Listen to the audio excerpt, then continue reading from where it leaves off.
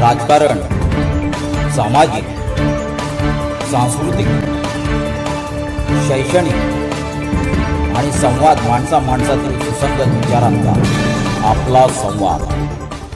आदरणीय राजरत्न अशोकराव आंबेडकर जी काही प्रोटोकॉल आहे त्या प्रोटोकॉल प्रमाणे आपल्याला सर्वांना जायचे आहे।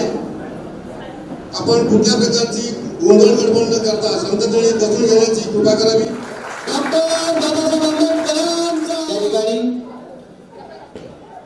Republican party of India Devbag शहर अध्यक्ष आदरणीय दिनेश पाटील या ठिकाणी उपस्थित झाल्याबद्दल त्यांचे हार्दिक स्वागत।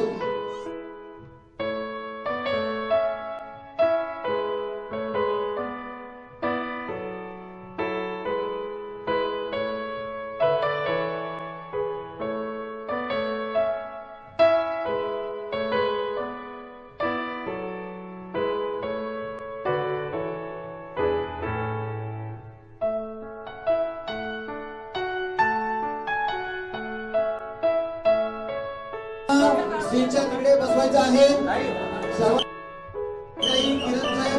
किरण कुर्वे यांचा सत्कार। विश्ववंदनीय तथागत सम्यक संबुद्ध विश्वरत्न बोधिसत्व डॉक्टर बाबासाहेब आंबेडकर आणि ज्या महापुरुषांनी आणि महानायकांनी आमच्या हक्काची अधिकाराची लढाई लढली त्या सर्व महापुरुषांना महानायकांना मी त्रिवार वंदन करतो।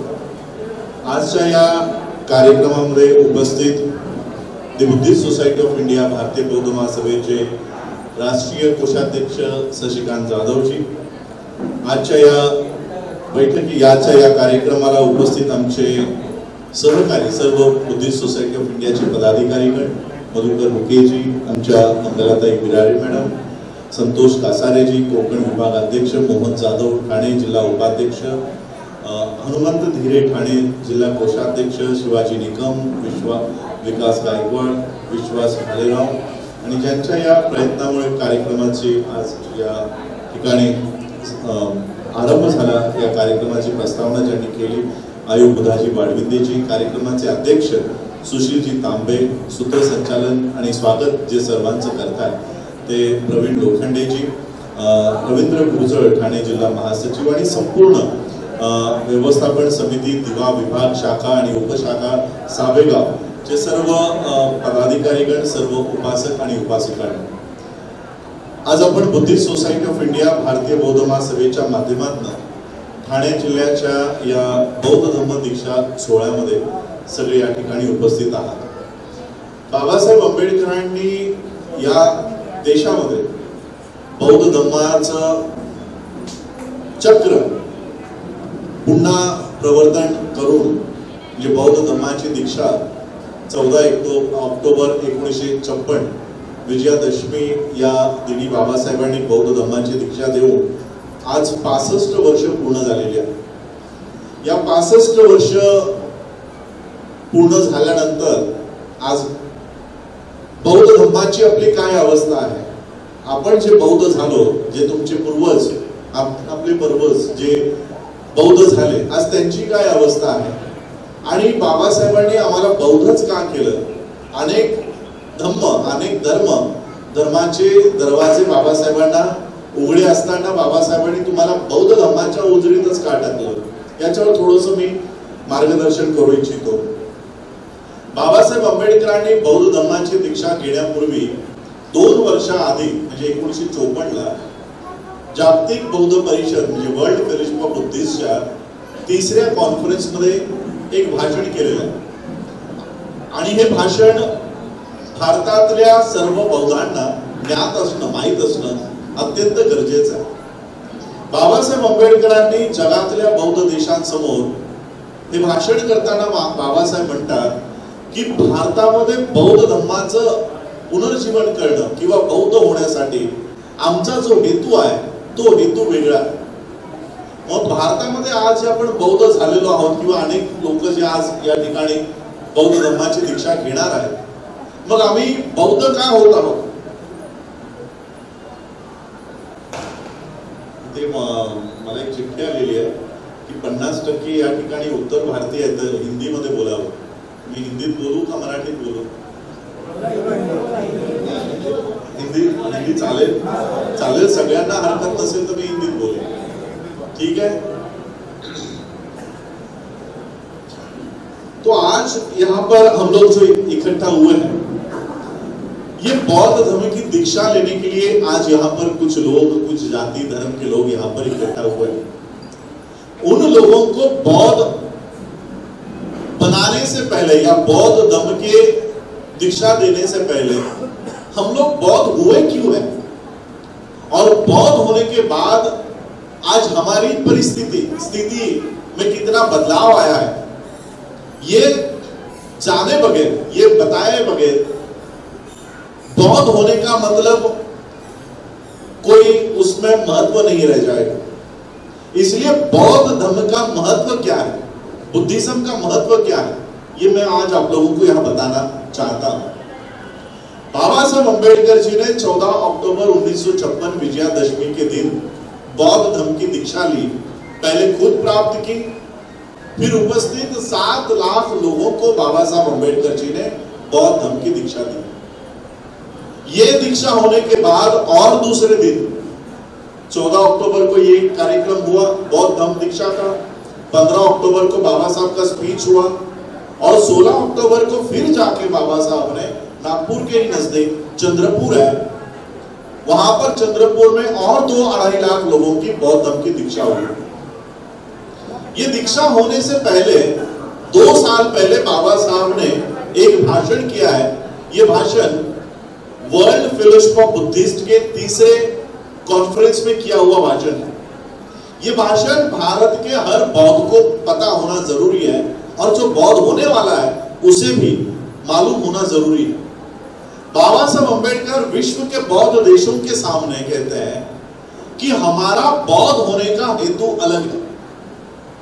अब पूरे दुनिया भर में, मैं पूरे दुनिया भर में जाता हूँ, जापान में जाके आया हूँ, वियतनाम जाके आया हूँ, श्रीलंका जाके आया हूँ, थाईलैंड जाके आया हूँ, जितने भी बुद्धिस्ट कंट्रीज हैं मैं सारे बुद्धिस्ट कंट्रीज में जाकर आया हूँ। और वहां का अगर आप बुद्धिज्म फॉलो करोगे, वहां का अगर आप बुद्धिज्म देखोगे, तो आपको लगेगा हमारा हिंदू धर्म ही अच्छा है। इसमें और उसमें क्या फर्क है? फिर वियतनाम में सुबह सुबह बुद्धा को जगाया जाता है। सुबह जब 5 बज जाएंगे, 6 बज जाएंगे, तो बुद्ध को नींद से उठाया जाता है, और नींद से उठाने के लिए ये बड़ी लकड़ी का चम्मच होता है, वो पानी से बुद्ध को नहलाते हैं। यानी बुद्ध नहाता भी है, फिर दोपहर में खाता भी है, फिर रात को सोता भी है। ये वियतनाम का बुद्धिज्म। अनेक देशों में अनेक बुद्धिज्म की तरह प्रथा है, वहां पर है।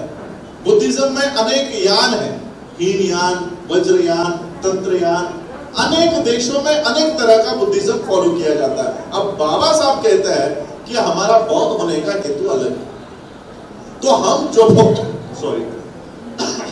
आज जो हम लोग बौद्ध हुए हैं, हमारा कारण क्या है? बाबा साहब कहते हैं, विश्व के बौद्ध देशों को कहते हैं कि बौद्ध होने से पहले हमारे पास कुछ बातें होनी जरूरी है, कुछ चीजें हमारे पास होनी जरूरी है। प्राथमिक चीजों की भारत में बुद्धिज्म को लेकर जरूरत है, और उसमें पहली जरूरत है कि जिस तरह से क्रिश्चियनों के पास उनका एक धर्म ग्रंथ है बाइबल, ताकि वो क्रिश्चियनिटी में क्या लिखा है वो वहां से पढ़ सके। जिस तरह से सिखों के पास गुरु ग्रंथ साहिब है, मुसलमानों के पास उनका कुरान है, उसी तरह से बौद्धों के पास उनका एक धम्म ग्रंथ होना चाहिए, उनका एक धर्म ग्रंथ होना चाहिए। 1956 से पहले हमारे पास कोई धर्म ग्रंथ नहीं था आपके पास? Buddha and his Dhamma release भी 1957 में हुआ है। बाबा साहब के महापरिनिर्वाण के बाद जब पीपल्स एजुकेशन सोसाइटी को पता चला कि बाबा साहब ये बुक लिख कर गए हैं, तब जाकर पीपल्स एजुकेशन सोसाइटी ने बुद्धा एंड हिज धम्मा को रिलीज किया 1957 में। 5.5 साल लगाए बाबा साहब ने ये ग्रंथ तैयार करने के लिए। उस समय तक हमारे पास बौद्ध धर्म का ग्रंथ नहीं था। और बाबा साहब कहते हैं कि त्रिपिटक नामक जो बौद्ध ग्रंथ आज पूरे विश्व में अवेलेबल है, ये ग्रंथ हमारा सामान्य व्यक्ति पढ़ नहीं सकता। एक तो पाली भाषा में है, ऊपर से वो 72 वॉल्यूम्स में है, अब 72 वॉल्यूम्स में बिखरा हुआ इतना बुद्धिज्म हम पढ़ पाएंगे? नहीं पढ़ पाएंगे। इसलिए बाबा साहब ने कहा कि हमारे पास एक ऐसी छोटी सी किताब होनी चाहिए जिसको पढ़कर सामान्य आदमी बुद्ध की बताए हुए बातों को जान सकता है। और ये धम्म ग्रंथ बनाते समय एक प्रिकॉशन लेना जरूरी है। प्रिकॉशन, क्या प्रिकॉशन लेना जरूरी है? जैसे आप लोग कहते हो कि कोई भी काम करना है तो ये खतरा ना मोड़ ले, इसलिए प्रिकॉशंस लेने हैं। बाबा साहब वर्ल्ड के बुद्धिस्ट कंट्रीज को कहते हैं कि भारत में अगर बुद्धिज्म की मूवमेंट खड़ी करनी है तो एक प्रिकॉशन लेना जरूरी है कि बुद्धा का विपश्यना के ऊपर आधारित धम्म, कंटेम्पलेशन के ऊपर आधारित धम्म, अभिधम्मा के ऊपर आधारित धम्म, ये भारत के लोगों को इस तरह का धम्म प्रस्तुत नहीं किया जाना चाहिए। अब बुद्धिज्म कहा तो हमारे सामने क्या आता है? आंखें बंद करना है, सांस अंदर लेनी है, सांस बाहर छोड़नी है, मेडिटेशन करना है। बुद्धिज्म का हेतु या बुद्धिज्म का जो पूरा चित्र है ये मेडिटेशन तक ही सीमित करके रखा हुआ है। लेकिन बाबा साहब कहते हैं कि हमें इस तरह का बौद्ध धर्म भारत में पुनर्जीवित नहीं करना है। तो कौन सा करना है? इसका जवाब भी बाबा साहब ने दिया। बाबा साहब कहते हैं, क्या बुद्धा ने कभी समता की बात नहीं की? क्या बुद्धा ने कभी मैत्री की बात नहीं की? क्या बुद्धा ने कभी भाईचारे की बात नहीं की? तो हमें ऐसा बुद्धिज्म इस देश में खड़ा करना है जो नैतिक और मौलिक शिक्षा, मोरालिटी के ऊपर आधारित जो धम्म है, वो धम्म हमको नैतिकता के आधारित धम्म इस देश में पुनर्जीवित करना है, खड़ा करना है। और वो धम्म खड़ा करने के लिए बाबा साहब ने कहा कि लोग तो आज बौद्ध धर्म की दीक्षा ले लेंगे, कल जाके स्लिप आउट हो जाएंगे, फिर से वो अपने रीति रिवाज में चले जाएंगे। इसलिए बौद्ध धर्म को इस देश में अगर पुनर्जीवित करना है तो कुछ यंत्रणाएं हमारे पास होनी जरूरी है, मैकेनिज्म। और ये मैकेनिज्म बाबा साहब अम्बेडकर बताकर गए हैं कि ये सारी चीजें भारत में होनी चाहिए। पहली चीज कि इस देश में बौद्ध धर्म का खुद का साहित्य होना चाहिए जो बुद्धानिस्ट धम्मा के माध्यम से बाबा साहब तैयार कर गए। दूसरी चीज कि इस देश में बौद्धों की अलग शिक्षा की व्यवस्था होनी चाहिए। आज 65 साल पूरे हो गए हैं, जिस व्यवस्था को बाबा साहब बना गए हैं हम उसको आगे नहीं लेकर जा पा रहे। 1943 में बाबा साहब अम्बेडकर जी ने पीपल्स एजुकेशन सोसाइटी बनाई। आप सभी लोगों को पता होगा, आप सब मुंबई से नजदीक में ही है। मुंबई के फोर्ट इलाके में हाईकोर्ट के पहले ही सिद्धार्थ कॉलेज खड़ा है। उसकी दूसरी इमारत है आनंद भवन, उसकी तीसरी इमारत है बुद्ध भवन।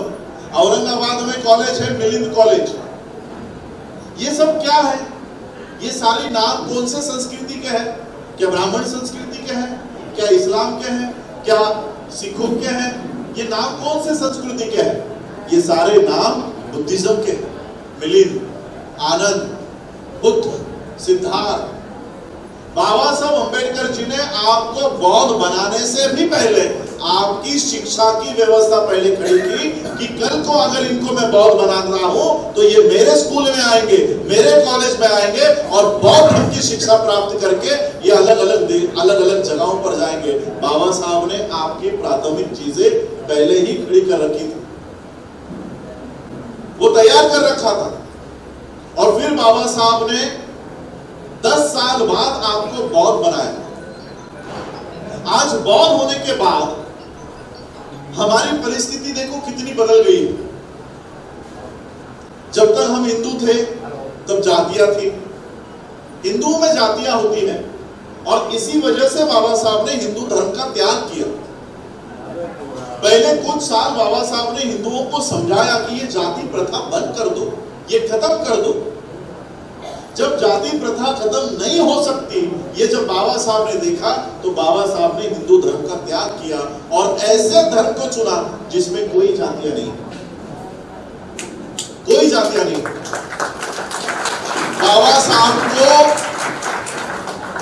साहब को सिख बनाने के लिए इस देश के सिख आतुर थे कि बाबा साहब आप सिख धर्म अपना लो, आपको जो चाहिए वो हम देने को तैयार हैं, जो चाहिए वो देने को तैयार हैं।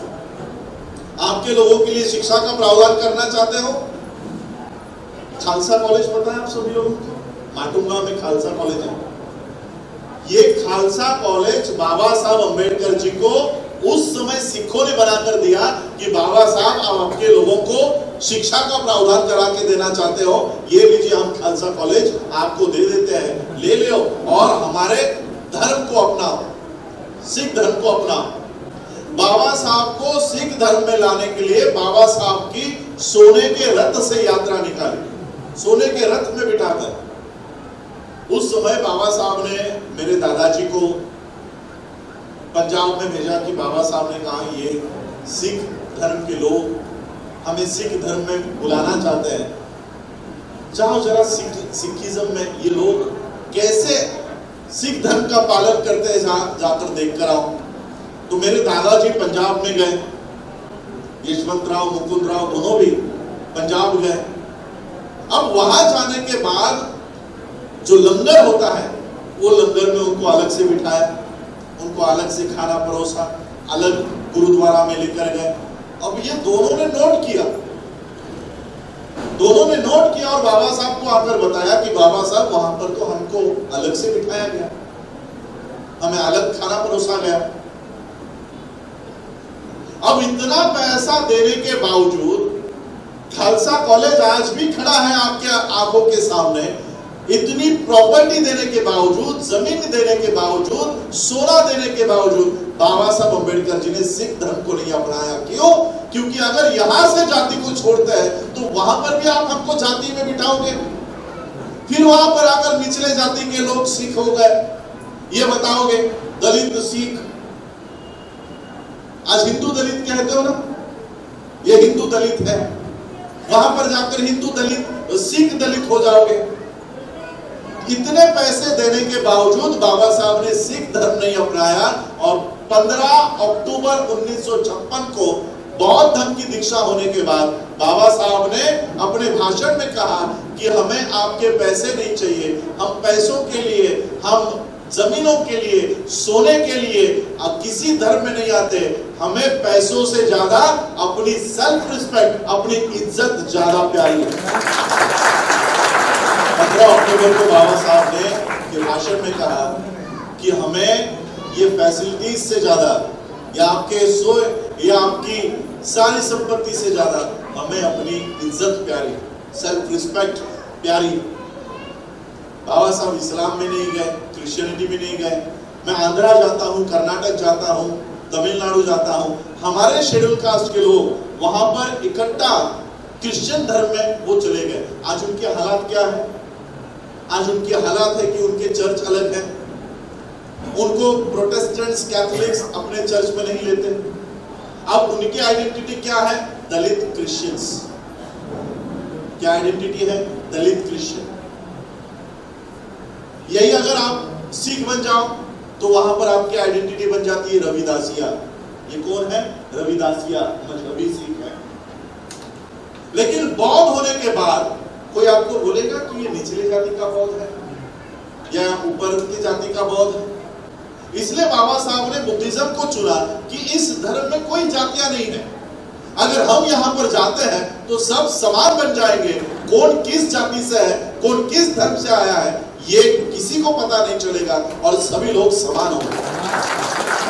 उसी 15 अक्टूबर 1956 के भाषण में कहते हैं कि बाबा साहब कहते हैं कि जिस तरह से अलग अलग नदियां, अलग अलग नाले अलग अलग बहकर जिस तरह से महासागर में आती है, तब वो कोई नहीं बता सकता कि ये गंगा नदी का पानी है, कि ये इस नदी का पानी है या उस नदी का पानी है। जिस तरह से कोई महासागर में मिलने वाली नदियों का पानी अलग नहीं कर सकता, उसी तरह से हम बौद्ध होने के बाद हमें अपनी जाति से कोई नहीं पहचान सकता। इसलिए बाबा साहब ने आपको बौद्ध कहा। लेकिन आज ये ब्राह्मणी व्यवस्था इस धर्म में भी जाति लाने की कोशिश कर रही है। एक बार बौद्ध हो गए तो आपकी जातियां नहीं है क्या? अब सरकार क्या कह रही है, चाहे वो महाराष्ट्र सरकार हो या भारत सरकार, बौद्धों को अगर आरक्षण चाहिए तो जात लिखनी पड़ेगी। अब यहां पर फिर बाबा साहब के उस स्पीच को चैलेंज किया जा रहा है। बाबा साहब कहते हैं कि हमें फैसिलिटीज प्यारी नहीं है, हमें हमारी इज्जत प्यारी। अब सरकार क्या कहती है, अच्छा इज्जत प्यारी है, आरक्षण चाहिए तो जात लिखनी पड़ेगी। यानी 1956 को बाबा साहब ने जो हमको बौद्ध बनाया था, 2021 में हमको फिर से वो उसी गटर के नाले में लेकर जा रहे हैं जिसमें जातियां महार, मातंग, चामार, ढोर। हमारी पहचान क्या होगी? ये बौद्ध महार है, ये बौद्ध चमार है, ये बौद्ध। यानी जो ब्राह्मणी व्यवस्था इतने सालों तक बुद्धिज्म को खत्म नहीं कर पाई। अब हमारे वाड़बिंदी जी कह रहे थे कि इतने सालों बाद भी हम बुद्धिज्म को अब फॉलो नहीं कर रहे। आज सुबह रुके सर, हम लोग चैरिटी कमिश्नर ऑफिस में थे, हम लोग हमेशा साथ में रहते हैं, कोर्ट के कचहरी की काम जब कर रहे हैं तब हमारी चर्चा वहां चल रही थी। इस देश में कोई पॉलिटिकल झगड़ा है ही नहीं। हमको क्या लगता है, मोदी को कोई हराएगा तो गांधी हराएगा, गांधी को कौन हराएगा तो मोदी हराएगा। इस देश में कोई पॉलिटिकल झगड़ा है ही नहीं। इस देश में 2500 सालों से एक ही झगड़ा चलते आ रहा है कि इस देश में ब्राह्मण संस्कृति का विजय होगा या बुद्धिज्म का विजय होगा। ये दो संस्कृतियों का झगड़ा है। इस देश में 10 पीढ़ियों तक आपने राज किया हुआ, 10 राजा हो चुके आपके बौद्धों के। जब सम्राट अशोक का कार्यकाल था तो उस समय इस देश को सोने की चिड़िया कहा जाता था। इस देश से जो धुआं निकलता था वो भी सोने का हुआ करता था, ऐसे कहा जाता था। लेकिन उस समय ब्राह्मण पुष्यमित्र शुंग ने हमारे राजा बृहदत्त की हत्या कर दी और वहां से जो प्रतिक्रांति शुरू हुई है वो आज तक हम प्रतिक्रांति में ही है। बुद्धिज्म को जो नष्ट किया है उस समय नष्ट किया है, आज तक वो उसी अवस्था में है। मैं आज जितने भी मेरे सामने जो लोग बैठे हैं, मैं आप लोगों को सलाम करता हूं कि इस देश में बुद्धिज्म को इतना दबाया जा रहा है, खत्म किया जा रहा है, बुद्धिज्म को नष्ट किया जा रहा है। इस धम्म के पास ना तो कोई यंत्रणा है, ना तो कोई टीवी सीरियल बनती है, ना तो कोई पेपर वाला छापता है, ना कोई बाबा बुआ टीवी पर आकर बैठता है। कुछ यंत्रणा नहीं है हमारे पास। है कोई यंत्रणा? बौद्ध धर्म के पास कोई भी यंत्रणा न होने के बावजूद 2500 सालों से इस धम्म को खत्म किया जा रहा है, इस धम्म को नष्ट किया जा रहा है। फिर भी आज दीवा में आप बुद्ध के सामने बैठकर मुझे सुन रहे हो तो सोचो कितनी बड़ी ताकत है।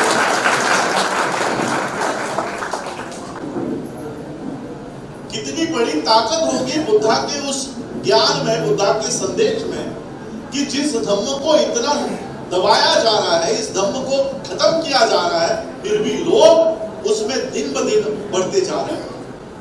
और सिर्फ लोग नहीं बढ़ते जा रहे हैं, देश के देश बढ़ते जा रहे हैं। 1950 में इस विश्व में एक घटना घटित हुई। सारे बौद्ध देशों ने मिलकर यह निर्णय लिया कि अलग अलग रहकर हम लोग प्रगति नहीं कर पाएंगे। इसलिए बौद्ध देशों ने एक संगठन बनाया जिसमें बाबा साहब अंबेडकर भी शामिल थे, वर्ल्ड फेलोशिप ऑफ बुद्धिस्ट। जब यह संगठन बना 1950 में, तब सिर्फ 27 देश उसमें शामिल हुए थे। 27 देश। 1950 में 27 देश थे और जब बाबा साहब अंबेडकर 1956 के वर्ल्ड फेलोशिप ऑफ बुद्धिस्ट के कॉन्फ्रेंस में गए, तब ये 27 से आंकड़ा बढ़कर 54 हुआ था। 1956 में 1956 में वर्ल्ड फेलोशिप ऑफ बुद्धिस्ट में 54 बौद्ध देश वो उस संस्था के सदस्य थे। आज मैं इसी वर्ल्ड फेलोशिप ऑफ बुद्धिस्ट का स्टैंडिंग कमेटी सेक्रेटरी पद पर काम कर रहा हूं और आज इस वर्ल्ड फेलोशिप ऑफ बुद्धिस्ट में 128 देश शामिल हैं। तो कैसे ग्राफ बढ़ते जा रहा है, 27 देशों से 128 देश आज बुद्धिज्म को फॉलो कर रहे हैं। जिस बुद्धिज्म को भारत से नष्ट किया जाता है। अब देखो, वैसे तो नरेंद्र मोदी जी की मन की बात सारे टीवी पर, रेडियो पर चलाते हैं। अभी मेरे ख्याल से आषाढ़ पूर्णिमा हुई थी, आषाढ़ पूर्णिमा। आषाढ़ पूर्णिमा के दिन ये नरेंद्र मोदी सिर्फ अपना एक प्राइवेट वीडियो बनाकर हमारे वर्ल्ड फेलोशिप ऑफ बुद्धिस्ट के ग्रुप पे छोड़ दिया और वहां पर वो भाषण देता है, नमो बुद्धाय। यानी जब मन की बात करनी होती है तो सारे टीवी चैनल्स लाइव बता देते हैं कि मन की बात शुरू हो गई, लेकिन जब नमो बुद्धाय बोलता है तो किसी टीवी चैनल ने नहीं बताया किसी ने। आषाढ़ पूर्णिमा का मैसेज किसी भी टीवी चैनल ने नहीं बताया, ना टीवी वालों ने बताया, ना रेडियो वालों ने बताया, ना न्यूज़पेपर वालों ने। कभी कभी मैं सोचता हूं कि बुद्धा में कितनी ताकत होगी, कितनी ताकत है ये बुद्धा में। जो आदमी इस देश को हिंदू राष्ट्र बनाने के ऊपर तुला हुआ है, जो आदमी दिन भर ब्राह्मण संस्कृति का इस देश में प्रचार करता है, जो आदमी इस देश को पूरी तरह से तबाह कर रहा है, वो आदमी बुद्धा को नतमस्तक हो रहा है। कितनी बड़ी ताकत होगी जो आदमी हिंदू राष्ट्र बनाना चाहता है लेकिन उसको बुद्धा की शरण में आना पड़ रहा है। कितनी बड़ी ताकत होगी बुद्धा में कि विश्व में जब ये आदमी जाता है तो वो बुद्धा का नाम लिए बगैर 1 मिनट भी बोल नहीं पाता। बुद्धा का नाम लिए बगैर 2014 में जब ये नरेंद्र मोदी जापान में गया था, जापान में जाने के बाद पहली बार नरेंद्र मोदी इस देश के प्रधानमंत्री बने थे, तो उन्होंने सोचा चलो यहां से भारत की कोई पहचान लेकर जाए। तो वो गीता लेकर गए थे अपने साथ में, गीता भारत की पहचान। और फिर गीता देकर उन्होंने कहा कि मैं अभी नया नया प्रधानमंत्री बना हूं तो हम हमारा देश इस गीता के अनुसार चलाने वाले। तो शिंजो अबे वहां के प्रेसिडेंट थे, उन्होंने वो गीता स्वीकारी, गीता रखी, पूरे जापान को घुमाया। जापान में घुमाने के बाद जब इस देश के प्रधानमंत्री का दूसरे देश में जाने का समय आ गया तो वो जापान के प्रेसिडेंट ने रोका, रुको, आपने मुझे गीता दी है, आपके भारत देश की पहचान दी है, मैं भी आपको कुछ देना चाहता। तब उन्होंने बौद्ध धर्म का त्रिपिटक नाम का ग्रंथ नरेंद्र मोदी जी के हाथ में दिया और कहा कि आप आपका देश गीता के अनुसार चलाने वाले हो, लेकिन हम हमारा देश इस बुद्धा के अनुसार चलाते हैं, इसलिए विश्व में प्रथम क्रमांक पर। जब मोदी जी को यह पता चला कि अगर मैं गीता लेकर घूमूं तो मुझे कोई भीख के तौर पर भी 1 रुपया नहीं देगा, तो आप वो गीता भारत में ही रखते हैं, अब बुद्धा की मूर्तियां लेकर घूमते हैं। मैं भी पिछले 1-2 महीने से यूपी में, वहां पर हमारे सम्मेलन कार्यक्रम बड़े पैमाने पर चल रहे हैं। वहां का सीएम, अब वो एक ब्राह्मण बाबा है या क्या कहते हो, पर साधु है, योगी है, हिंदू धर्म का प्रचार करता है, तो राम की मूर्ति देनी चाहिए, ब्रह्मा की मूर्ति देनी चाहिए, लेकिन फ्रांस से कोई आता है, रशिया से कोई आता है, यूएस से कोई आता है तो बुद्ध की मूर्तियां देते हैं। जो बुद्ध बाबा साहब ने आपको दिया है, जो मार्ग बाबा साहब ने आपको बताया है, उस मार्ग पर ये लोग चल रहे हैं और ये अपनी प्रगति कर रहे हैं, और हमें क्या कह रहे हैं, रिजर्वेशन चाहिए महालिंग। यानी बुद्धिज्म का सारा फायदा ये लेकर जा रहे हैं और हमें, और ये रिजर्वेशन कहां लागू होता है आपको पता है? सरकारी यंत्रणाओं में, सरकारी स्कूलें, सरकारी नौकरियां। 2 महीने पहले निर्मला सीतारमण ने टीवी पर आकर, न्यूज़पेपर पर प्रेस कॉन्फ्रेंस लेकर कहा है कि हम 2 साल में इस देश की सारी सरकारी यंत्रणाएं बेचने वाले हैं, क्योंकि देश के पास पैसा नहीं है। तो सारी सरकारी यंत्रणा हम बेचने वाले हैं। यह स्टेटमेंट होने के बाद विरोधी पक्षों ने संसद में एक सवाल पूछा कि आप भारत की सारी यंत्रणाएं बेचने वाले हो, स्वागत है, लेकिन जब ये प्राइवेट हो जाएगा तब क्या प्राइवेटाइजेशन में रिजर्वेशन होगा? ये सवाल पूछा है, संसद का तारांकित प्रश्न है, और उसमें निर्मला सीतारमण ने, नरेंद्र मोदी ने क्लियर कर दिया है कि प्राइवेट सेक्टर में कोई रिजर्वेशन नहीं होगा। आपको क्या कह रहे हैं? आरक्षण चाहिए, बाहर लिखो, और आरक्षण के लिए कह रहे हैं आरक्षण नहीं होगा। सारे सरकारी स्कूलों को आने वाले न्यू एजुकेशन पॉलिसी में अडानी अंबानी को दिया जाएगा, वो जमीनें दी जाएगी और वहां पर प्राइवेट एजुकेशन शुरू होगा जिसमें रिजर्वेशन नहीं होगा। अब जो रिजर्वेशन है ही नहीं, उसके लिए हमको कह रहे हैं कि महार लिखो, चमार लिखो। इससे क्या नुकसान है पता है आपको? फायदा क्या है ये लोग तो बता रहे हैं कि नहीं, महार लिखने से हमारा परसेंटेज बढ़ेगा, हमारी नौकरियां साबुत रहेंगी, हमारा एजुकेशन मिलता रहेगा। लेकिन महार, मातंग, चामार, ढोर लिखने से नुकसान क्या होगा पता है? आपकी पहचान बन जाएगी, ये बहुत महार, रिकॉर्ड में आएगा, ये आपके स्कूल, आपके बच्चों के स्कूल के लिविंग के ऊपर आएगा, जो कभी मिटेगा नहीं। आपके सर्टिफिकेट्स पर आएगा, बहुत महार, बहुत चामार, बहुत ढोर, बहुत मातंग। जिस व्यवस्था को बाबा साहब खत्म करना चाहते थे वो हम फिर से जीवित करेंगे। इससे बड़ा नुकसान आपका ये बाबा साहब का नहीं होगा। जिस मुख्य हेतु से बाबा साहब ने आपको बौद्ध बनाया, क्या है पता है मुख्य हेतु? आज जो लोग बौद्ध धर्म की दीक्षा लेने जा रहे हैं, हमारा बौद्ध होने का हेतु क्या है? 26 नवंबर 1949 को बाबा साहब ने इस देश को संविधान दिया। अब संविधान निर्माण करने के लिए बाबा साहब ने कितना संघर्ष किया यह हम सबको पता है। बाबा साहब को इस देश का संविधान तक लिखने को नहीं भेजना चाहिए, इसलिए गांधी पटेल ने बाबा साहब से कहा कि बाबा साहब, हमें पता चला है कि आप इस देश के संविधान सभा में जाने की तैयारी कर रहे हो, इस देश का संविधान निर्माण करने की तैयारी कर रहे हो, लेकिन हमने आपके लिए संविधान सभा के दरवाजे ही नहीं, खिड़कियां भी बंद रखी है, आप आओगे कैसे अंदर? इस देश का संविधान निर्माण कैसे करोगे? संघर्ष करके बाबा साहब अम्बेडकर संविधान सभा में पहुंचे। 2 साल 11 महीने 18 दिन तक शारीरिक परिस्थिति न होने के बावजूद बाबा साहब ने भारत का ही नहीं, पूरे विश्व का सबसे बढ़िया संविधान इस देश को निर्माण करके दिया। और ये बात मैं नहीं कह रहा हूं, आपको लगेगा ये तो बाबा साहब के परिवार का, इसलिए बाबा साहब का गुणगान गा। ये बात बराक ओबामा ने अपने भाषण में कही है। बराक ओबामा नाम पता है सबको? क्योंकि बराक ओबामा के बाद ट्रंप आया, ट्रंप के बाद बाइडेन है।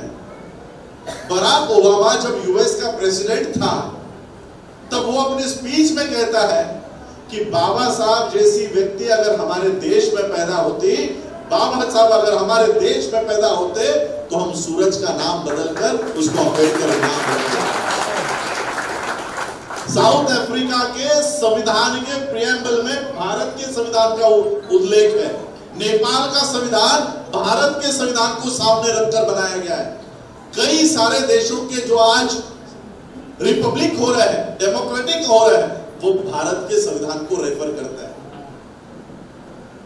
अब इतना बड़ा संविधान, इतना बढ़िया संविधान बाबा साहब ने इस देश को निर्माण करके दिया, तब क्या कहते हैं पता है बाबा साहब? सोचिए, जिस संविधान को पूरा विश्व सबसे बढ़िया संविधान मानता है, वही बाबा साहब इस देश के संविधान के निर्माता संविधान देते समय क्या कहते पता है? संविधान कितना ही बढ़िया क्यों ना हो, इसको लागू करने वाले लोग अगर गलत है, संविधान किसी काम का नहीं होगा। संविधान बढ़िया है, लेकिन जिनके हाथों में है उन्होंने अगर संविधान का इस्तेमाल ही नहीं किया, संविधान आपके काम का होगा? ये मोमबत्ती यहां रखी है, इस मोमबत्ती को अगर आपने प्रज्वलित ही नहीं किया तो मोमबत्ती किसी काम की होगी आपके? किसी काम की नहीं। तो संविधान तो है देश के टेबल पर, इस्तेमाल में लाया जा रहा है। आज इस देश का किसान पिछले 1 साल से 1.5 साल से बॉर्डर पर बैठा है, संविधान लागू नहीं हुआ। इस देश के विद्यार्थी 10वीं पास होने के बाद 12वीं पास होने के बाद आत्महत्या कर रहे हैं। नीट नाम का कानून लागू कर दिया, संविधान लागू नहीं है। इस देश का युवा आज उसकी नौकरियां छीनी जा रही है, क्यों? संविधान लागू नहीं है। संविधान टेबल पर तो है, भारत के संसद में है, लेकिन जिनके हाथों में है वो संविधान को लागू ही नहीं करना चाहते। अब ऐसे हालात में क्या करोगे?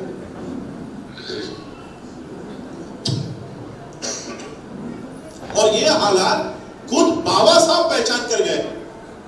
बाबा साहब खुद कहते हैं कि संविधान कितना ही बढ़िया क्यों ना हो, अगर लागू करने वाले लोग गलत हैं तो संविधान किसी काम का नहीं होगा। तो अगर संविधान हमारे काम का ही नहीं आया तो हमारे पीछे कौन खड़ा होगा? बाबा साहब अंबेडकर जी को ये धोखा बाबा साहब ने पहचान लिया था कि आगे चलकर अगर संविधान गलत हाथों में चला गया तो हमारी रक्षा कौन करेगा? हमारी रक्षा कौन करेगा? जब तक बाबा साहब है तब तक तो आपकी आवाज बन सकते हैं, लेकिन बाबा साहब के बाद अगर इस समाज के ऊपर अन्याय होता है, अत्याचार होता है, और अगर संविधान भी हमारे साथ खड़ा नहीं हो पाया तो मेरे लोगों का क्या होगा? इनके साथ न्याय कौन करेगा? और इसलिए बाबा साहब अंबेडकर जी ने अनेक विरोधों का सामना करते हुए भी बाबा साहब ने बौद्ध धर्म की दीक्षा ले ली। बाबा साहब के साथ जितने कार्यकर्ता थे वो सभी ये कह रहे थे कि बाबा साहब 1956 में बौद्ध धर्म की दीक्षा मत लो, क्योंकि 1957 को इलेक्शंस आने वाली है। आप अगर बौद्ध हो जाते हो तो हिंदू आपसे नाराज हो जाएंगे और हिंदू आपको वोट नहीं देंगे, आपके पार्टी को वोट नहीं देंगे। इसलिए 1 साल और रुको, आप 1957 में बौद्ध धर्म की दीक्षा ले लो, लेकिन 1956 को बौद्ध धर्म की दीक्षा मत लो। बाबा साहब का लेटर, बाबा साहब अपने लेटर में कहते हैं मेरे साथ कोई भी अगर नहीं आया तो भी चलेगा, हम दोनों यानी पति और पत्नी यानी बाबा साहब और माई सविता माई, हम दोनों जाकर बौद्ध धर्म की दीक्षा लेंगे, आप कोई भी नहीं आए तो भी चलेगा, लेकिन मैं बौद्ध धर्म की दीक्षा 14 अक्टूबर 1956 को ही लूंगा। और बाबा साहब ने बौद्ध धर्म की दीक्षा ले ली। 7 हफ्ते बाद बाबा साहब का महापरिनिर्वाण हो गया। सोचिए, अगर बाबा साहब ने बौद्ध धर्म की दीक्षा लिए बगैर अगर बाबा साहब का महापरिनिर्वाण हो गया होता तो आज आप मुझे ये कुर्सियों पर बैठे नहीं दिखाई दिए होते, मंदिर के बाहर सीढ़ियों पर बैठे दिखाई दिए। इस बौद्ध धर्म से क्या फर्क हुआ है पता है आपको? जो लोग आज नए सिरे से बौद्ध होने वाले हैं उनको मैं बताना चाहता हूं, जब तक हम हिंदू थे तब महार थे, चमार थे, मातंग थे, और सिर्फ ये नाम नहीं है, ये उपजीविका का भी एक साधन है, व्यवसाय भी इनसे जुड़े हुए हैं। महारों का व्यवसाय क्या है? महारों का व्यवसाय उस समय हुआ करता था कि गली में गांव में अगर कोई जानवर मर जाए तो उस मरे हुए जानवर को खींच के गांव के बाहर लेकर जाना ये महारों का काम है। और वो जानवर साफ करना, वो जानवर चाहे तो आपको खाना है तो खाओ, उसकी सींग बेचो, उसके आंतड़ियां बेचो, उसका मांस बेचो, ये काम महारों का था। 500 रुपए मिलते थे, 500 रुपए। उसके बाद चमार का काम क्या था कि उसी मरे हुए जानवर के चमड़े से चमड़ा पहले साफ करो, फिर उसके जूते बनाओ, चप्पल बनाओ, लोगों के जूते पॉलिश करो। ये काम चमारों का उस समय के हिंदू मनुस्मृति के अनुसार। नाई समाज का काम क्या है? नाई समाज के लोग सिर्फ बाल काटेंगे, भले वो कितना पढ़ाई लिखाई का तो अधिकार ही नहीं है। नाई सिर्फ बाल काटेगा, धोबी सिर्फ कपड़े धोएगा, महार सिर्फ जानवर ओढ़ कर लेकर जाएगा। तो ये हिंदू धर्म में बैठी हुई बड़ी हुई जातियों के काम भी हुआ करते थे। अब बाबा साहब ने हमको बौद्ध बनाया। अब बौद्ध होने के बाद हम लोगों में कितना चेंज हुआ है, ये एक प्रसंग से आपको बताना चाहूंगा। जब हम हिंदू थे तो चमार की स्त्री को क्या सपने आते थे कि आज मेरा बच्चा थोड़ा छोटा है, 5 साल का है, 10 साल का है, सामने उस पेड़ के नीचे जो मोची बैठता है, वो क्या कहते हैं, मोची कहते हैं, जो मोची बैठता है, चमार बैठता है, लोगों के जूते बनाता है, लोगों के जूते पॉलिश करता है, दिन भर में जितने भी पैसे आते हैं वो सब उसी को मिल जाते हैं। आज वो 40-50 साल का है। मेरा बच्चा जब 20-25 साल का हो जाएगा, बड़ा हो जाएगा, तब वो सामने के पेड़ के नीचे बैठा हुआ जो मोची है, जो चमार है, ये बूढ़ा हो चुका होगा, मर गया होगा, तब मेरा बच्चा जाकर उस पेड़ के नीचे बैठेगा और सबके जूते मेरा बच्चा बनाएगा और वो पैसा मेरे बच्चे को मिलेगा। नाई की स्त्री को सपने आते थे, वो ख्याल करती थी कि आज मेरा बच्चा छोटा है, 10 साल का है, वो सामने के पेड़ के नीचे वो नाई बैठता है, लोगों के बाल काटता है, जानवरों के बाल काटता है और सारे पैसे वही लेकर जाता है। आज 40 साल का है, जब ये 70 साल का हो जाएगा, 60 साल का हो जाएगा, बूढ़ा हो चुका होगा, मेरा बच्चा बड़ा हो चुका होगा और फिर मेरा बच्चा जाकर उस पेड़ के नीचे बैठेगा और सभी पैसे मेरे बच्चे को मिलेंगे। अब बाबा साहब ने आपको बौद्ध बना दिया। बौद्ध होने के बाद हम में जातियां है ही नहीं। अब कोई चमार नहीं, कोई मातंग नहीं, कोई ढोर नहीं, कोई नाई नहीं, अब सब बौद्ध हो गए। अब बौद्ध होने के बाद हमारी स्त्रियों को क्या सपने आते हैं पता है? हमारी स्त्रियों को सपने आते हैं कि आज मेरा बच्चा 10-12 साल का है, मेरा बच्चा 10-12 साल का है, सुप्रीम कोर्ट का जज आज 40 साल का है, जब वो 60 साल का होगा मेरा बच्चा 20-25 साल का हो चुका होगा और जैसे ही वो रिटायर होगा मेरा बच्चा जाकर उस सुप्रीम कोर्ट के जज के कुर्सी पर जाकर बैठेगा। ये है बाबा साहब के बौद्ध धर्म की क्रांति।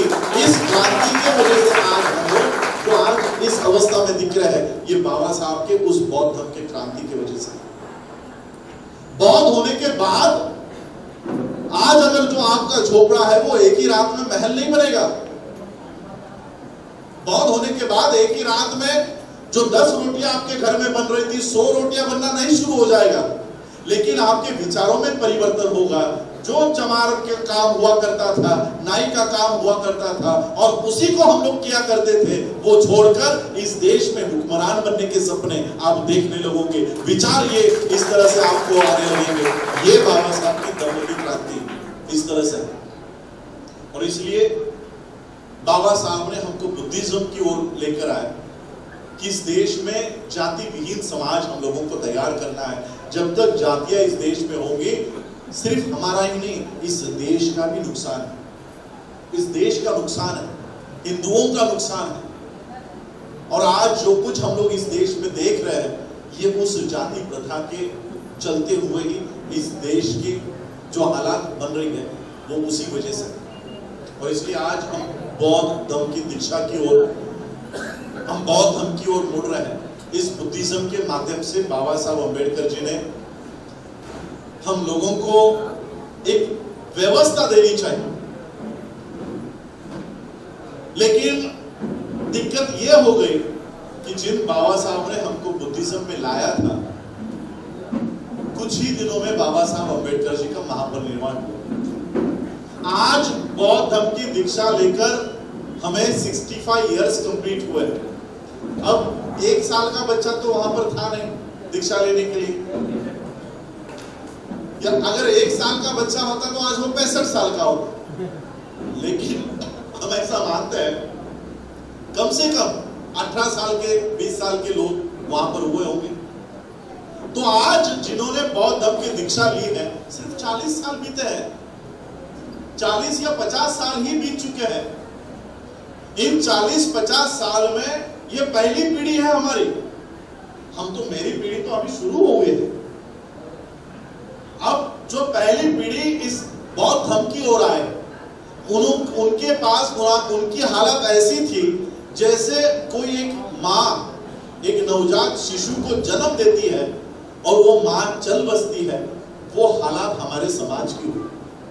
बाबा साहब ने हमको बौद्ध बनाया और बाबा साहब जिन्होंने हमको बौद्ध बनाया था वो ही चले गए कि हमें क्या करना है। ये समाज को पता नहीं था कि करना क्या है। मैं आपको बाबा साहब का एक प्रसंग बताना चाहता हूं इस दीक्षा का। लोग 3-3, 4-4 दिन पहले से ही चलते चलते निकले थे इस दीक्षा को पहुंचने के लिए। पैदल हफ्ते हफ्ते भर बाबा साहब के दीक्षा के लिए जाना है, बौद्ध धर्म की दीक्षा के लिए जाना है। इसलिए मध्य प्रदेश से, छत्तीसगढ़ से, मुंबई से, पुणे से, कई जगहों से लोग पैदल ही उस दीक्षा के कार्यक्रम में आना शुरू हो गए। 14 अक्टूबर को दीक्षा हुई, 15 अक्टूबर को भाषण हुआ और फिर 15 अक्टूबर का भाषण सुनकर सभी लोग अपने अपने घरों के लिए जाना शुरू हुए। हफ्ते भर के बाद वो अपने घर में पहुंचे। ये सारी लिखित है, राइटिंग एंड स्पीचेस में। हफ्ते भर बाद जो लोग बाबा साहब ने दीक्षा देने के बाद घर पहुंचे, उन्होंने घर में जाकर पानी भी नहीं पिया, वो घर में जाकर आराम भी नहीं किए। उन्होंने सिर्फ बाबा साहब की 22 प्रतिज्ञा को अपनाने के बाद सबसे पहले ये काम किया कि घर में जितने भी देवी देवता घुस पड़े हैं सबको पकड़ा और एक बोरी में भरकर नाले पर छोड़ दिया। कभी कभी ये सोचता हूं 1956 में वो पहुंचे होंगे 20 तारीख को, 21 तारीख को, 14 अक्टूबर को दीक्षा हुई, 6 दिन के बाद भी अगर पहुंचे होंगे, 20 तारीख को अगर वो घर पहुंचे होंगे, जिन हमारे पूर्वजों ने, उसमें आपके दादा दादी होंगे, परदादा परदादी होंगे, जिन लोगों ने आपके घरों में से सारी देवी देवताओं को कूड़े कचरे में फेंक कर आए थे, आज हमारे लोग, ये जो बच्चे बैठे हैं पीछे, वो कचरे में फेंके हुए भगवान फिर से वहां से उठाकर घर में ला रहे, घर में ला रहे। वो लोग अनपढ़ थे कि नहीं? 1956 में जिन्होंने दीक्षा ली वो ग्रेजुएट थे क्या? पोस्ट ग्रेजुएट थे क्या? डॉक्टर, IAS, IPS थे क्या? सारे अनपढ़ थे। अनपढ़ लोगों ने बाबा साहब की 22 प्रतिज्ञा पर पहल की। हम पढ़े लिखे लोग नहीं कर पा रहे, हम नहीं कर पा रहे। अनपढ़ लोगों को समझ गया ये मरियाई, हमारे यहाँ पे मरियाई होती है, खंडोबा होता है, ये फेंक कर आए थे। अब हमारे लोग वापस लेकर आ रहे हैं उसको, वापस लेकर आ रहे हैं। मैं काल्पनिक लेकिन सच्चाई आपको एक बताना चाहता हूं। काल्पनिक कहानी है लेकिन उतनी ही सच। एक गोबर का गोला, गोबर जहां पर गाय या भैंस गोबर कर देती है, उस गोबर पे कुछ मक्खियां वहां पर बैठी थी। अब उन मक्खियों का जन्म ही उस गोबर पे था। वो गोबर छोड़कर कहीं गई नहीं थी, गोबर पे ही बैठना है, वही गोबर खाना है और उसी पर सोना है, बस इतना ही उनका जीवन था, इतना ही उनका जीवन। अब एक दिन क्या हुआ, वहां से कुछ मक्खियां वहां पर गुजर रही थी, तो उन्होंने देखा ये गोबर में तो हमारे ही प्रजाति के लोग यहाँ पर बैठे हैं, हमारे ही मक्खियां यहाँ बैठी है। तो वो मक्खियां नीचे उतरी और वो गोबर पर की मक्खियों को उन्होंने कहा, अरे ये गंदा गोबर क्यों खा रही हो? हम जिस बाग में रहते हैं, जिस बगीचे में रहते हैं, वहां पर बहुत सारे फल है, बहुत सारे फूल है, उन फलों का रस पियो, उन फूलों का रस पियो, ये गंदा गोबर क्यों खाती हो? अब वो गोबर पर की मक्खियां कभी गोबर छोड़कर गई नहीं थी, तो उनको बाग पता ही नहीं था, फल पता ही नहीं था, फूल पता ही नहीं था। उन्होंने कहा हमने कभी ऐसी बाग नहीं सुनी, हम आपके साथ नहीं आते, हम अपने गोबर पे ही रहेंगे। तो बाग वाली मक्खियों ने कहा, अरे सही में यहाँ पर एक बाग है, तुम वहां हमारे साथ चलो। तो गोबर की मक्खियों को लगा अगर हमने अपना गोबर छोड़ दिया और इनके साथ बाग में चले गए और वहां पर अगर हमको कुछ मिला नहीं और हमारे गोबर पर दूसरी मक्खियां आकर बैठ गई तो हमारा गोबर भी चला जाएगा, इसलिए हम अपना गोबर नहीं छोड़कर आएंगे। उन्होंने कहा नहीं आप चले जाओ, हमको हमारा गोबर प्यारा है। लेकिन उसमें की 2 मक्खियां थोड़ी समझदार थी, तो उन्होंने कहा ठीक है हम आपके साथ आकर देखते हैं ये बाग क्या होती है। तो वो 2 मक्खियां उन बाकी की मक्खियों के साथ उड़ते उड़ते बाग में आई और बाग में आकर देखा अरे यहाँ पर तो सही में फल है, सही में फूल है। तो वो 2 मक्खियां फलों पर बैठी उसका रस पीना उन्होंने शुरू किया। रस पीने के बाद उनका पेट भरने के बाद उनको याद आया अरे हमारी मक्खियां तो गोबर पे ही रह गई, उनको भी यहाँ पर लेकर आते हैं। इसलिए वो उड़ते उड़ते फिर से गोबर पर आई और उनको कहा अरे वहां पर तो सही में बाग है, फल है, फूल है, आज से ये गोबर खाना बंद, आज से हम ये गोबर नहीं खाएंगे, हम उस बाग में रहेंगे, उस बगीचे में रहेंगे और अच्छा रस वहां पर पिएंगे। अब फिर से इन गोबर की मक्खियों के दिल में संदेह था, शक था कि अरे गोबर छोड़कर वहां चले गए और वहां पर किसी ने हमको आने से रोका तो हमारा गोबर भी चला जाएगा। उन्होंने कहा नहीं। तो बाकी की दोनों मक्खियों ने कहा वहां पर बहुत सारे फल है, कोई हमें नहीं रोकेगा, वहां पर चलो। फिर भी उनके दिल में शक था, वहां पर फल नहीं मिले तो, वहां के फल खत्म हो गए तो, वहां पर किसी ने हमको लिया नहीं तो, जैसे आज हमारे मन में शक है। बहुत होने के बाद नौकरियां चली गई तो, बहुत होने के बाद एजुकेशन में रिजर्वेशन नहीं मिला तो, बहुत होने के बाद MP MLA की सीट नहीं मिली तो, ऐसे हमारे मन में जैसे शंका है वैसे उन मक्खियों के मन में थी। तो वो दोनों मक्खियों ने कहा कोई डरने की बात नहीं है, आप हमारे साथ चलो। तो ये बाकी की मक्खियों ने आपस में एक मीटिंग की और उन्होंने कहा कि देखो ये दोनों तो अपने ही, अब ये बोल रहे हैं तो सच होगा, लेकिन वहां पर अगर भूखे रहने की बारी आई तो एक काम करते हैं, मराठीत आपण म्हणतो शिदोरी डबा आपण देतो ना सकाळी। तो बाकी के मक्खियों ने सोचा कि वहां पर अगर फल नहीं मिले, फूल नहीं मिले, एक काम करते हैं, थोड़ा थोड़ा गोबर का गोला लेकर ही चलते हैं। तो सभी मक्खियों ने एक एक गोबर का गोला अपने मुंह में ठूसा, मुंह में भरा और वो बाग की ओर उड़ने लगी। थोड़ी देर में बाग में आने के बाद उन्होंने देखा अरे यहाँ पर तो सही में फल है, सही में फूल है। बिना सोचे वो फलों पर बैठी, फूलों पर बैठी और वो रस पीना उसने शुरू किया। और जैसे ही रस पीना शुरू किया उन्हें गंदा स्वाद आया, कितना गंदा है, इससे अच्छा तो हमारा गोबर था, ये कितना गंदा स्वाद आ रहा है। तो बाकी 2 मक्खियां बोली काम करो दूसरे फल पर बैठकर देखो। तो वो दूसरे फल का स्वाद रस पीना शुरू किया, फिर से उनको गंदा स्वाद आया। उसमें से एक मक्खी को, 2 मक्खियों में से एक मक्खी को अंदेशा हुआ कि क्या हुआ होगा। वो आगे आई और उसने कहा जरा अपने मुंह खोलो। जैसे ही मुंह खोला अंदर गोबर का गोला, वैसे ही हमारी अवस्था भी इन मक्खियों जैसी।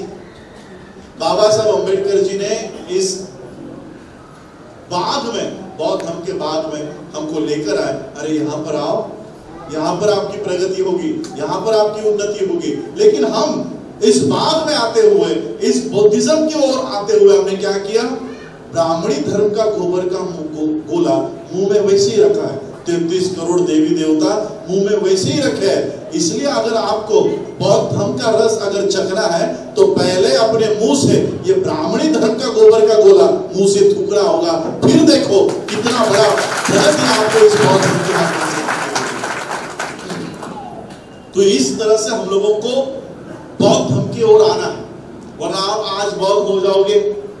बौद्ध होने के बाद एक तरफ बुद्ध रखा है और दूसरी तरफ करवा चौथ चल रहा है, माता की चौकी चल रही है। तो ऐसे बुद्धिज्म का व्यवहार हमें नहीं करना है, ऐसे बुद्धिज्म में पालन नहीं करना है।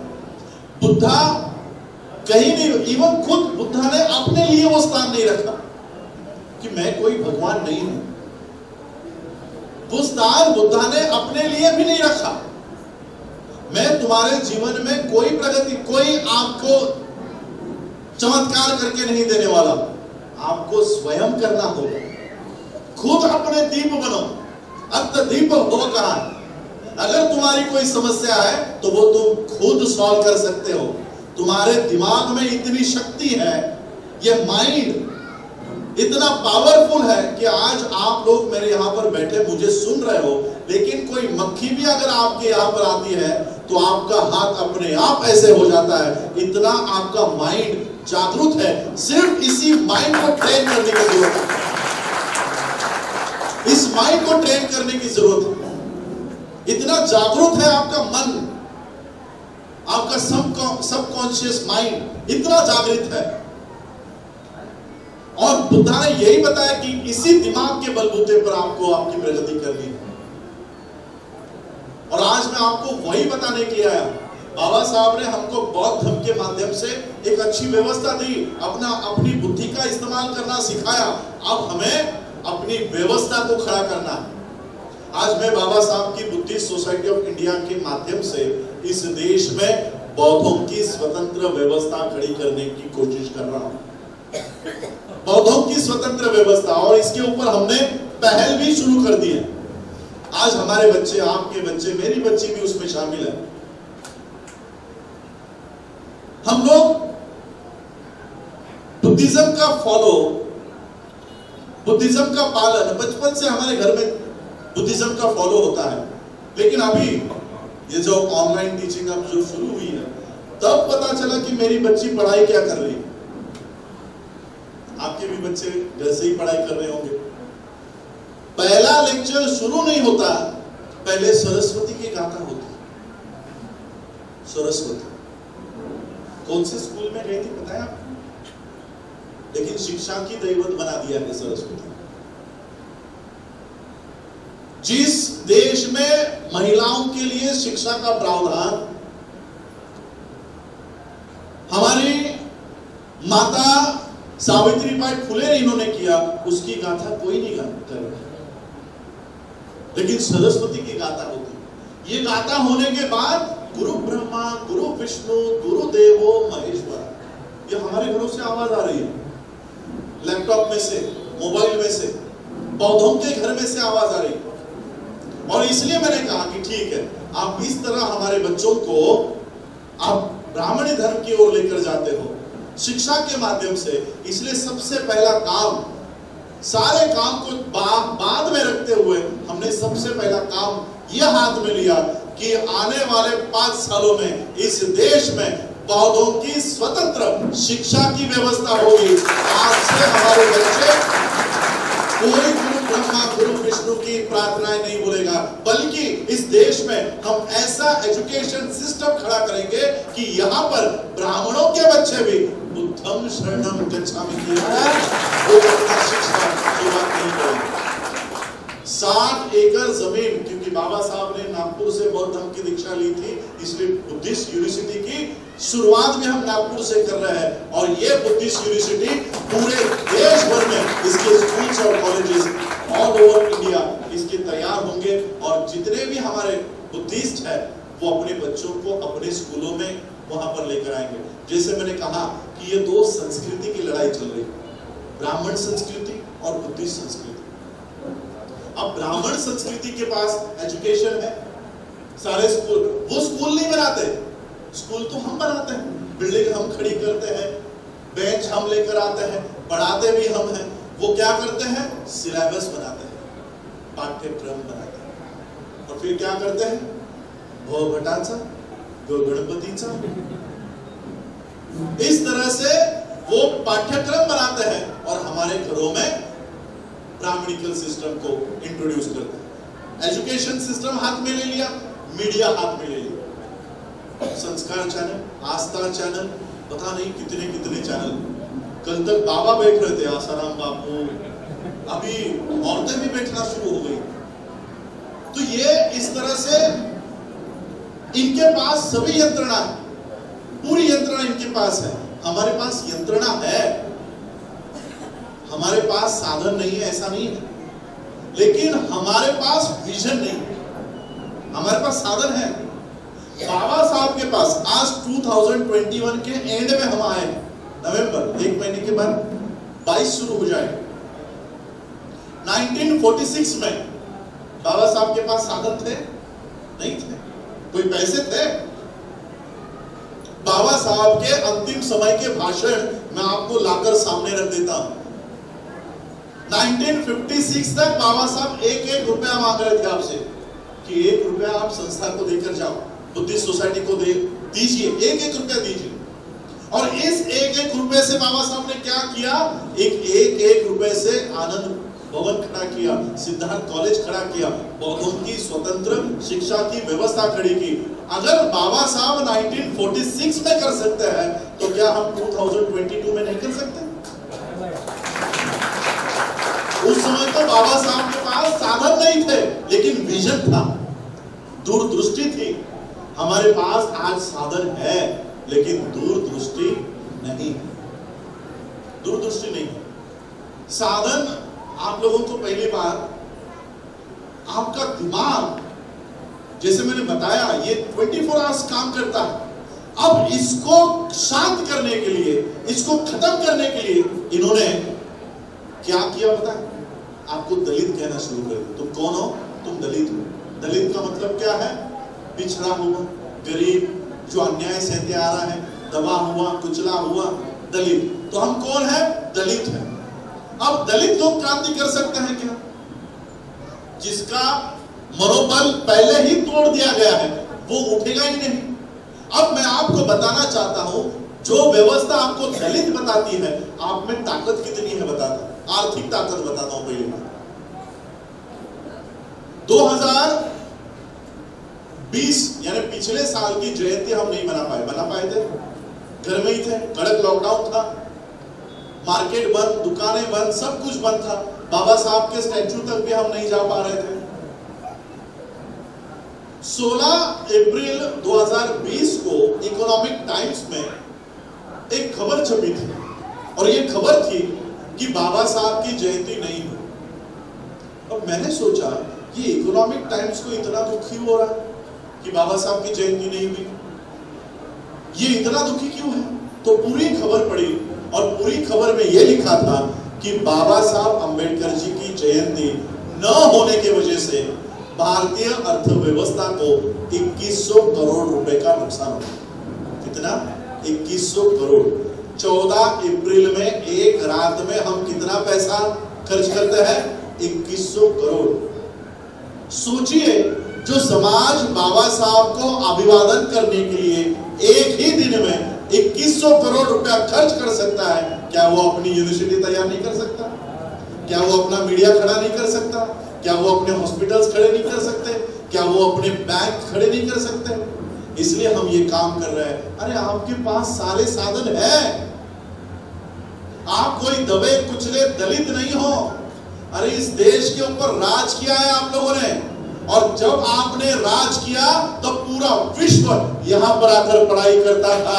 आपके पास नालंदा थी, तक्षशिला था। ये आपका इतिहास है, ये कोई नहीं बताता है कोई नालंदा, तक्षशिला? अरे 6 महीने तक तो सिर्फ किताबें जल रही थी, किताब। सोचिए कितने पुस्तकें होंगे हमारी लाइब्रेरी में कि 6 महीने तक वो आग जलती रही। इतनी किताबें हमारी जलाई गई, हमारी संस्कृति नष्ट कर दी गई। बोध गया आपने देखा है सबने, किसी ने फोटो में देखा होगा बोध गया का, उसका सबसे ऊपर का जो आप वो क्या कहते हो, घुमट का ऊपर होता है कलश, कलश का जो सबसे ऊपर टोक होता है ना, वो एक इंग्रज अधिकारी के घोड़े के पैर को चुरा, वो घोड़ा गिरा, तब जाकर पता चला कि इसके नीचे बौद्ध गया है। सोचिए आपकी संस्कृति को किस तरह से दबाया गया। वो इंग्रजों ने वो मिट्टी हटाई, तब इतना भव्य दिव्य बुद्ध गया का बुद्धिस्ट विहार यहाँ दिखाई पड़ा। सारे बौद्ध विहारों के ऊपर कब्जा है। बुद्धा की मूर्तियों को गहने पहना दिए जाते हैं, बुद्धा की मूर्तियों को झांक दिया जाता है और वहां पर तिरुपति बन जाता है, पंढरपुर का विठल बन जाता है। तो ये संस्कृति आप लोगों की है, ये संस्कृति आपकी मिटाई गई। अब इस संस्कृति को रिवाइव करने के लिए हमको हमको अपनी व्यवस्था बनानी होगी, और ये व्यवस्था बुद्धिस्ट सोसाइटी ऑफ इंडिया के माध्यम से मैं बना रहा हूं। जो काम बाबा साहब ने शुरू किया था, बाबा साहब ने शुरुआत की थी इस काम को, लेकिन बाबा साहब को जीवन नहीं मिला, और वो एजेंडा बाबा साहब का जो तब का रुका हुआ है आज तक रुका हुआ है। हम सभी लोग राजनीति की ओर भाग गए, और बाबा साहब ने जो सिस्टम खड़ी करनी चाहिए वो वहीं पर रुक गई।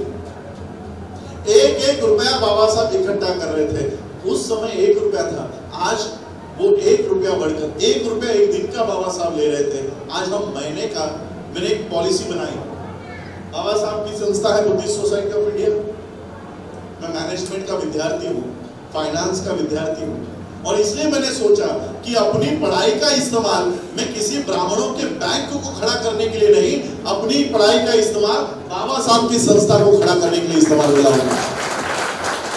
और वो काम मैंने शुरू किया है, इसमें आप लोगों का मुझे सहभाग चाहिए। हर महीने में बाबा साहब के इस संस्था को 1 करोड़ रुपया देने का चैलेंज मैंने लिया हुआ है, 1 करोड़ रुपया देने वाला। अब 1 करोड़ रुपया कैसे देगा? हमारे पास 1 करोड़ रुपया देने वाले लोग तो है नहीं। एक आदमी से लूंगा तो 1 करोड़ लेना पड़ेगा, 10 लोगों से लूं तो 10 लाख लेने पड़ेंगे, 100 लोगों से लूं तो 1 लाख रुपया लेना पड़ेगा। अब 1-1 लाख रुपए देने वाले भी लोग हमारे पास नहीं, तो 1-1 जीरो यहां से कट करते करते करते करते मैं 100 रुपए के ऊपर पहुंचा। 1 लाख लोगों से 100 रुपए तो हम ले सकते हैं। आज यहाँ पर 200, 300, 500 लोग होंगे, मैसेज पास आउट हजारों लोगों तक होगा, ये वीडियो यहाँ पर चलाई जा रहा है, कल यूट्यूब पर आएगा, हजारों लोग देखेंगे। लॉकडाउन से पहले मैं एक दिन में 2 राज्यों में, कभी कभी तो 3-3 राज्यों में मेरी सभाएं होती थी, सुबह दिल्ली में, महाराष्ट्र में, गुजरात में। आज भी वही परिस्थिति है। अब 26 को मैं 2 राज्यों में, राजस्थान, गुजरात, हरियाणा, बिहार में मैं आज आपको बताना चाहता हूं। मेरे ख्याल से 21 नवंबर को, इसी महीने में 21 नवंबर को 50,000 वाल्मीकि समुदाय के लोग बौद्ध धर्म की दीक्षा बाबा साहब की संस्था की मदद से मेरे मित्र बिहार में वो कार्यक्रम को जाना है। तो इतने बड़े संख्या में हमारे लोग, उनसे मैं मिल रहा हूं फिजिकली, ऑफलाइन ग्राउंड पे मिल रहा हूं, ऑनलाइन अलग है। अब इतने लोगों से मुझे दो पूरा बंडल। अब लोगों को अगर मैंने बोला कि 100 रुपया हर महीने बाबा साहब के संस्था को देना, सभी लोग हाथ खड़ा कर देंगे। सभी लोग हाथ नहीं, मैं आपको नहीं बोलूं हाथ खड़ा करने के लिए, सभी लोग हाथ खड़ा कर देंगे। लेकिन फिर हम आपसे अपडेट कैसे लेंगे कि किसने बोला था? आज आपके पास, सबके पास मोबाइल है, जियो का नेटवर्क यूज कर रहे हो, कौन सा कर रहे हो? जियो ही, क्योंकि जियो के अलावा किसी को रेंज रखी नहीं इन्होंने। यानी फोन भी अगर इस्तेमाल करना है, वोडाफोन बंद, आइडिया बंद, सरकारी तो कब के बंद हो गए, MTNL, BSNL, नाम भी अभी सुनाई नहीं देते। पहले BSNL की रेंज हुआ करती थी, MTNL हुआ करते थे, ये सारे बंद करवा दिए। क्यों? तो अंबानी का जियो चलना चाहिए। अब अंबानी का जियो चलाने के लिए 550 रुपए का 80 दिन में रिचार्ज करना पड़ता है। सभी लोग कर रहे हो, तो 2 महीने में 550 रुपए अंबानी को दे रहे हो, तो हर महीना बाबा साहब की संस्था को नहीं दे सकते? दे सकते हो। अब वो देना कैसे है, लेना कैसे है, उसकी एक यंत्रणा हमने बनाई है। ये फॉर्म नहीं है, ये शपथ पत्र है। ये शपथ पत्र है कि मैं आजीवन बाबा साहब की संस्था को 100 रुपए हर महीने दूंगा। ये शपथ पत्र में आपकी सिग्नेचर और आपका नाम, आपका फोन नंबर मैं आपके यहाँ से लेकर जाऊंगा, और ये सारे फॉर्म मैं अपने ऑफिस को दूंगा। आपके सारे नंबर हमारे ऑफिस में दर्ज होंगे, और जिस तरह से अडानी अंबानी आपको मैसेज भेजता है कि आपके 80 दिन पूरे हो गए, अभी आपको रिफिल करना है, 500 रुपया भेज दो, उसी तरह से बाबा साहब की संस्था हर महीने आपको मैसेज भेजेगी कि 100 रुपया देने का कबूल किया था, अब नवंबर महीने के 100 रुपया बाबा साहब की संस्था को डालो। ऐसे 1 लाख लोगों से हम ये शपथ पत्र भरवा रहे हैं और हर महीने बाबा साहब के संस्था को 1 करोड़ रुपया देने का योजना मैं आज ये बाबा साहब की संस्था के लिए बनाया हूँ। 1 महीने में 1 करोड़, 10 महीने में 10 करोड़ यूजीसी की फीस है। अगर आपको यूनिवर्सिटी बनानी है तो 10 करोड़ रुपया आपको यूजीसी को देना होगा। अगर सोचिए, हमने 10 महीने भी बाबा साहब के इस कैंपेन के ऊपर काम किया, 10 महीने में हमारी स्वतंत्र यूनिवर्सिटी इस देश में खड़ी हो जाएगी। हमारे 100 रुपए से 2100 करोड़ रुपया खर्च करने वाला समाज, उसके पास खुद की यूनिवर्सिटी नहीं है। अब जैसे हमारे सामने हमारे राजनीतिक लोग नारा दिया करते थे, वोट हमारा राज तुम्हारा नहीं चलेगा, वैसे हमने बुद्धिस्ट सोसाइटी के भी कुछ नारे बनाए। बुद्धिस्ट सोसाइटी के नारे बनाए और ये हमारा मिशन है, ये हमारा विजन है। स्कूल हमारी होती है, कॉलेज हमारे होते हैं, इसलिए हमने एक नारा दिया कि स्कूल हमारी और पाठ्यक्रम तुम्हारा नहीं चलेगा, पाठ्यक्रम भी हमारा होगा, इसलिए यूनिवर्सिटी बना रहे हैं। दूसरा, पैसा हमारा होता है। मुझे बताओ, आप लोग दीवा में और नजदीक में रहते हो, किस बैंक में खाते हैं? Bank of Maharashtra, Canara bank, state bank of India, HDFC, ICICI, axis. कोई भी बुद्धिस्ट डायरेक्टर है इसमें? कोई बौद्धों की बैंक है? ये पैसे हमारे हैं, हमारे पैसे डिपॉजिट इनके बैंक में होते हैं। और ये लोन किनको देते हैं? अग्रवाल, मोदी, नीरव मोदी, मालिया, और हमारे पैसे लेकर ये भाग जाते हैं। हमारे पैसों से ये अपनी इंडस्ट्री खड़ी करते हैं, हमारे पैसों से ये अपने व्यवसाय को खड़े करते हैं, अपने एजुकेशन खड़े करते हैं। और इसलिए हमने सोचा कि पैसा हमारा है तो बैंक भी हमारी होगी, और इसलिए हमने एक नारा दिया कि पैसा हमारा और बैंक तुम्हारी नहीं चलेगी। आने वाले 5 सालों में नेशनलाइज बुद्धिस्ट बैंक तैयार करने का काम कि जितने भी पैसे हम रखेंगे ये अपने बौद्धों के बैंक में रखेंगे, और बौद्धों के बैंक में रखे हुए पैसे हमारे बौद्ध उद्योजकों को प्रोत्साहन देने के लिए आगे लाया जाएगा, एजुकेशन लोन दिया जाएगा। उस तरह से इस समाज की डेवलपमेंट में हम काम करेंगे। कई सारे ऑब्जेक्टिव्स के ऊपर हम लोग काम कर रहे हैं, और इसलिए बुद्धिस्ट सोसाइटी ऑफ इंडिया में ये आपको घर नहीं लेकर जाना है। 4 ही कॉलम है, नाम, पता, संपर्क क्रमांक और अल्टरनेट क्रमांक। जिसको भी ये लगता है कि मैं हर महीने, और ये महीने की बता रहा हूं मैं, 100 रुपए तो आपको घर से स्टेशन जाते जाते एक दिन में लगता होगा, एक दिन में 100 रुपए खर्च करते होंगे। लेकिन मैं सिर्फ बाबा साहब की संस्था के लिए महीने का 100 रुपया मांग रहा हूं, और सिर्फ आपसे नहीं, ये जिम्मेदारी मेरी है कि 1 लाख लोगों को मैं बाबा साहब की संस्था को 100 रुपए देने के लिए तैयार करूं। ये मेरी जिम्मेदारी है। इसलिए जो लोग बाबा साहब के संस्था को 100 रुपया देना चाहते हैं, वो यहाँ पर फॉर्म यहाँ पर ले, और हमारे कोषाध्यक्ष शशिकांत यादव बैठे हैं, उनको सुपुर्द करें, ताकि ये आपके फॉर्म हमारे सिस्टम में जाए।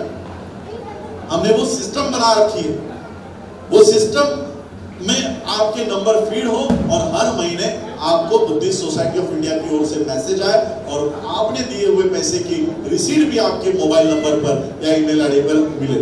तो इस तरह से भी ये काम हमें करना है।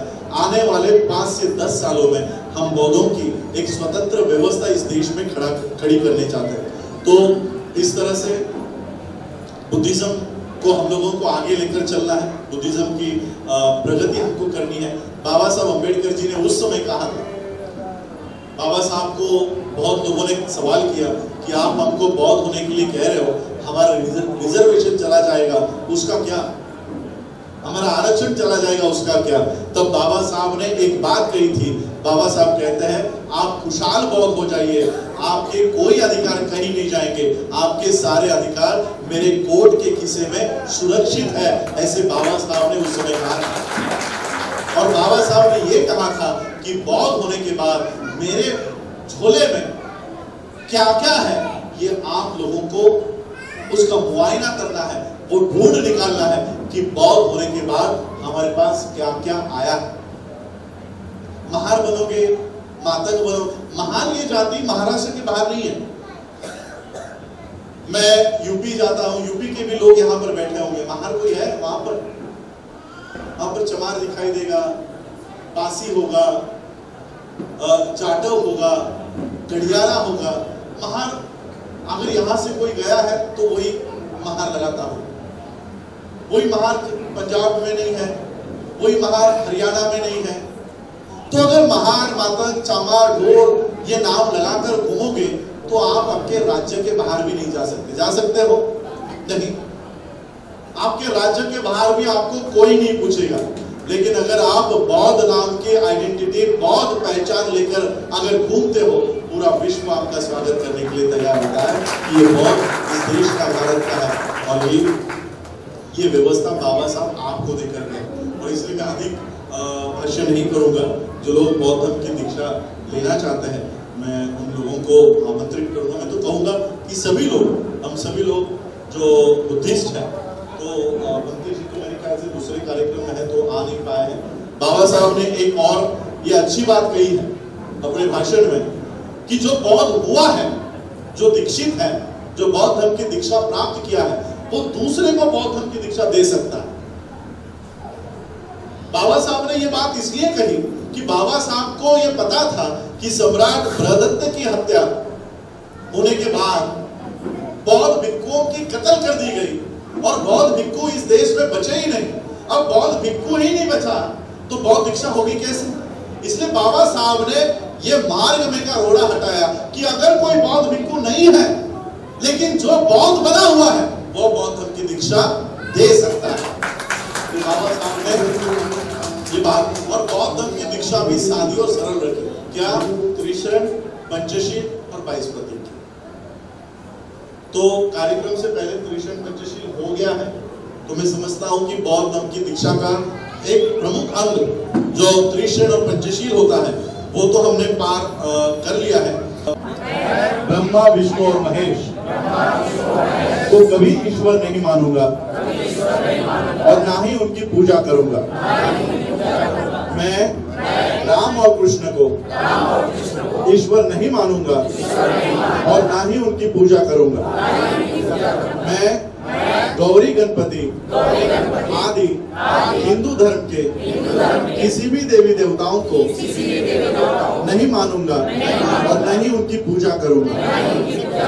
ईश्वर ने अवतार लिया है, इस पर मेरा विश्वास नहीं है। मैं ऐसा कभी नहीं मानूंगा कि भगवान बुद्ध विष्णु के अवतार है। ऐसे प्रचार को मैं पागलपन और झूठा प्रचार समझता हूँ। मैं श्राद्ध पक्ष कभी नहीं करूंगा और न ही कभी पिंडदान करूंगा। मैं बुद्ध धर्म के विरुद्ध कभी कोई बात नहीं करूंगा। मैं कोई भी क्रियाकर्म ब्राह्मणों के हाथों से नहीं करवाऊंगा। मैं इस सिद्धांत को मानूंगा कि सभी मनुष्य एक समान है।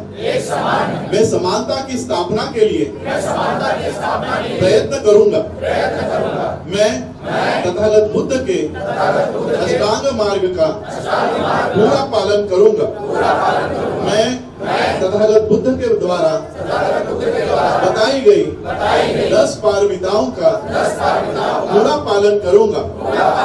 मैं प्राणी मात्राओं पर दया रखूंगा और उनका लालन पालन करूंगा। मैं चोरी नहीं करूंगा, मैं झूठ नहीं बोलूंगा, मैं व्यभिचार नहीं करूंगा, मैं शराब नहीं पीऊंगा। मैं अपने जीवन को बुद्ध धम्म के 3 तत्व अर्थात ज्ञान, शील और करुणा पर डालने का प्रयास करूंगा। मैं मनुष्य मात्रा की उन्नति के लिए हानिकारक और मनुष्य मात्रा को नीच मानने वाले अपने पुराने हिंदू धर्म का पूरी तरह से त्याग करता हूँ और बौद्ध धर्म का स्वीकार करता हूँ।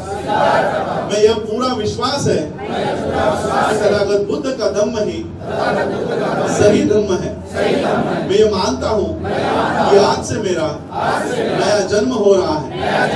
मैं ये पवित्र प्रतिज्ञा करता हूँ कि आज से मैं बुद्ध धर्म के अनुसार आचरण करूंगा। डॉक्टर बाबा साहब अम्बेडकर की, डॉक्टर बाबा साहब अम्बेडकर की, डॉक्टर बाबा साहब अम्बेडकर की।